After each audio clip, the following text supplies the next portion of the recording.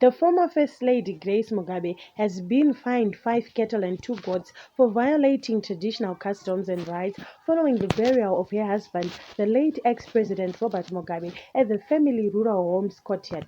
Grace was summoned to appear before Chief Zvimba's traditional court on Thursday at Gonzoguja Hall at Murombe's Growth Point in Zvimba, but she snubbed the hearing. Mugabe died in September 2019 and was buried at Kutama, his rural home, despite vigorous attempts by President Emerson Mnangagwa's administration to have him interred at the National Heroes Acre in Harare, where a lot of other nationalists are buried. Grace, who according to media reports is in Singapore, was also facing charges of disregarding earlier counsel to lay to rest the late former president at a designated site where his late mother had identified prior to her passing. As early as 8 a.m. on Thursday, the court venue, Gonzoguja Hall, was teeming with state security personnel who included armed police officers, police intelligence members, and the Central Intelligence Organization, the CIO operators. The hostile security details chased away journalists, saying they were working on instructions from higher authority to bar anyone not authorized by Paramount Chief Zvimba, Bon Stanley Urayai Mondoro, from attending the court hearing. Journalists were ordered to stay 100 meters away from the venue. Although the start of the hearing was scheduled for 9:30 a.m., proceedings only commenced at around 11 a.m. as the local chiefs council allowed Grace time to pitch up, which never happened. Sources who spoke to reporters said only 15 people, including 4 chiefs, were allowed into the court. The court sat until around 3 p.m. before the traditional leaders emerged from the derelict hall, hopped into their top-of-the-range vehicles before driving off under police guard.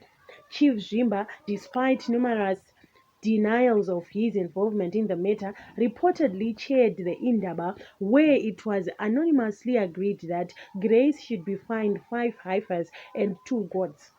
Chief Zvimba was last to come out of the hall with a group of journalists doorstepping him in the midst of spirited attempts by police officers to bar them from interviewing the traditional leader.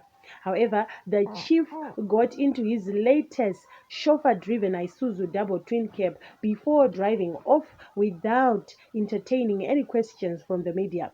Earlier, Dominic Matibiri, a relative of the Mugabes, was also barred by police from joining proceedings.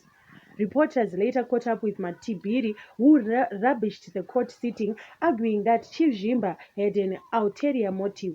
Matibiri said Chief Zvimba was part of the chiefs panel that decided on the late former president's final resting place and should also be fined if the custom was to be followed to the letter and spirit. He added the whole drama surrounding the push to exhume Mugabe's remains for reburial had brought shame to the Zvimba chieftainship. When the court rules that Grace should pay cattle, we wonder from whose crow they will take these beasts. By summoning her, the chief belittled us as surviving men from our clan who are supposed to answer to such allegations, said Matibiri.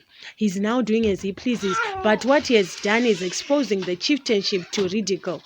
We as the Mugabe family hold claim to the chieftainship, and we are royalty as was Mugabe.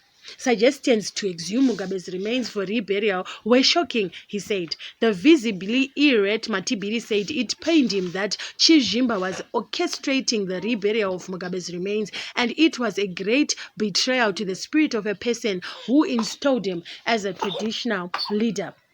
Chief Zvimba allegedly celebrated Mugabe's death and spent the funeral wake enjoying luxury at a 5-star hotel in Harare, further claimed Matibiri. Efforts to get a comment from Chief Zvimba over the phone also proved futile as he repeatedly terminated the calls. The plaintiff in the matter, Tinos Manongobere, who is a cousin to the late former president, declined to comment when he was contacted by reporters for comment.